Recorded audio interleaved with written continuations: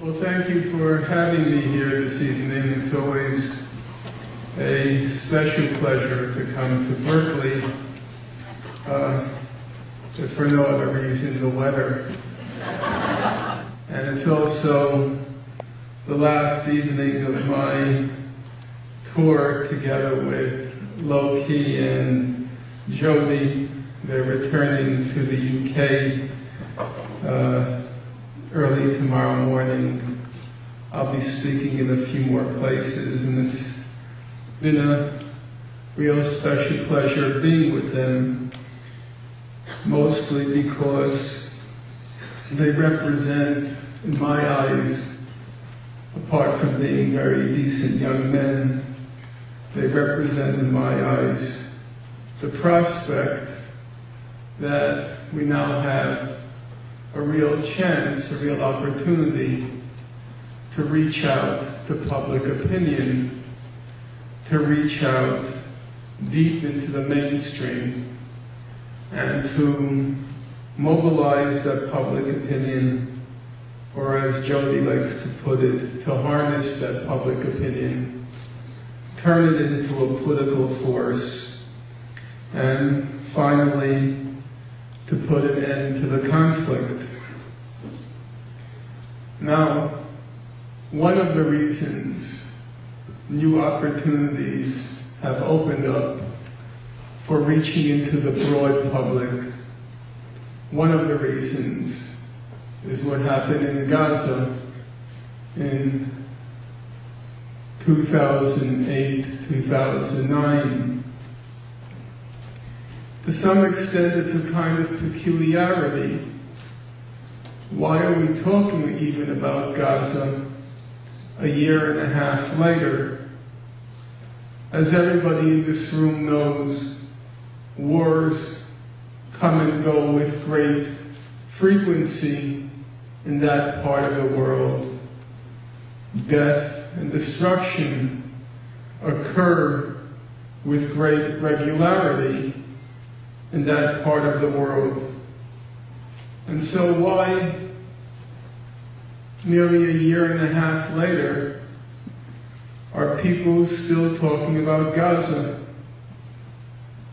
It's a kind of curiosity. It's the ghost that Israel tries as it does to bury. It can't succeed. It's the shadow that Israel tries as it does to evade. It's unsuccessful.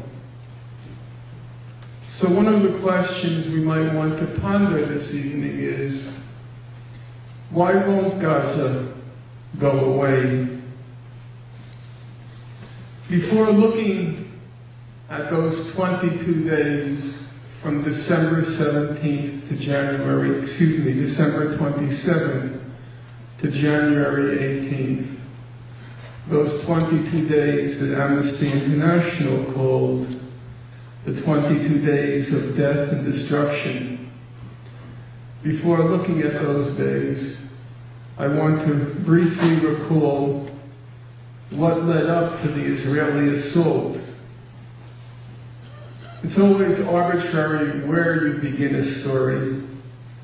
I'll start in January 2006, when there were elections held in the occupied Palestinian territories.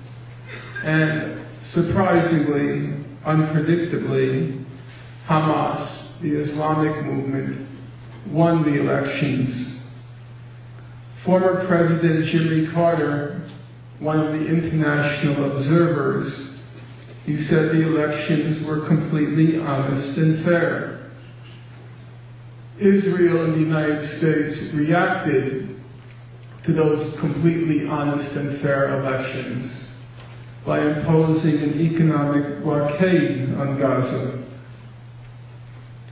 In June 2007, the United States, Israel, and some elements among the Palestinian Authority, they attempted a coup against the legally elected government. In the United States, that's called democracy promotion. Hamas wasn't too keen on this latest American exercise in democracy promotion.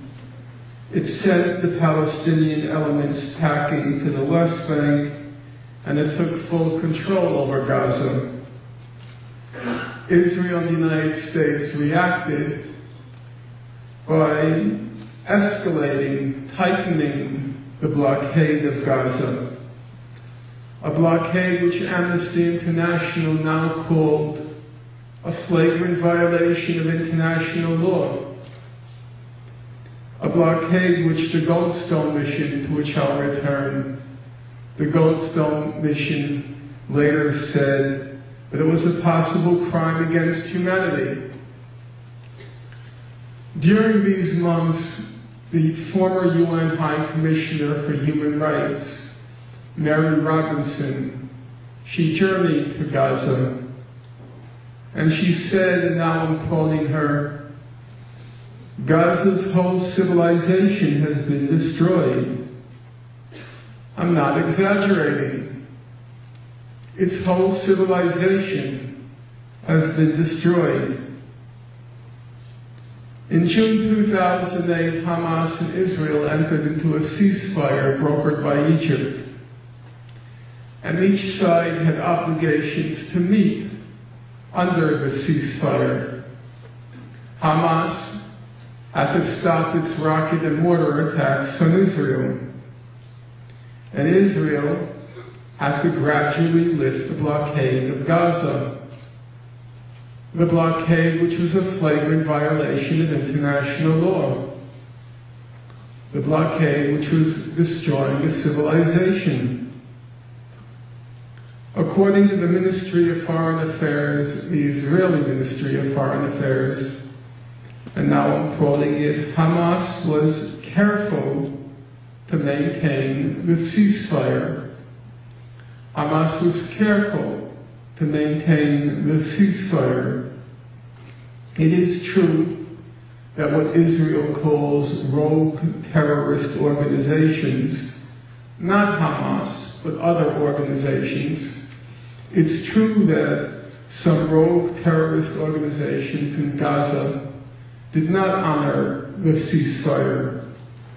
But Israel said, and Hamas enforced the ceasefire on the rogue terrorist organizations with a great deal, although not complete success. So Hamas was careful to maintain the ceasefire, but Israel reneged on its obligation to lift the blockade. The blockade, which was a flagrant violation of international law. What happened next? The record is very clear. There's no ambiguity or controversy in what happened next. All you have to do is open up Amnesty International's yearbook for 2008. You turn to the entry for Israel and the occupied Palestinian territories, and you'll read this.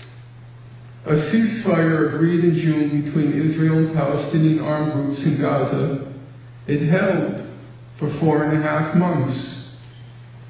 But it broke down after Israeli forces killed 6 Palestinian militants in airstrikes and other attacks on 4 November. Hamas honored the terms of the ceasefire. Israel reneged on its obligations. And then Israel patiently waited. It waited until our election day, November 4th. When the attention of the media and the public was riveted to the result of the historic election. And on that day, Israel went into Gaza and it killed several Palestinian militants, knowing full well and wanting the ceasefire to break down. Because for many months, indeed for more than a year, it had planned an attack on Gaza, and it needed a pretext. and it created a pretext on November 4th. The ceasefire broke down, but you know these Islamic fundamentalists, these lunatics, irrational, crazy, unpredictable, whatever. Well, Hamas, it kept saying till the end of December, we want to renew the ceasefire. We want to renew the ceasefire. But Israel has to implement its obligation to end the blockade. Israel said no.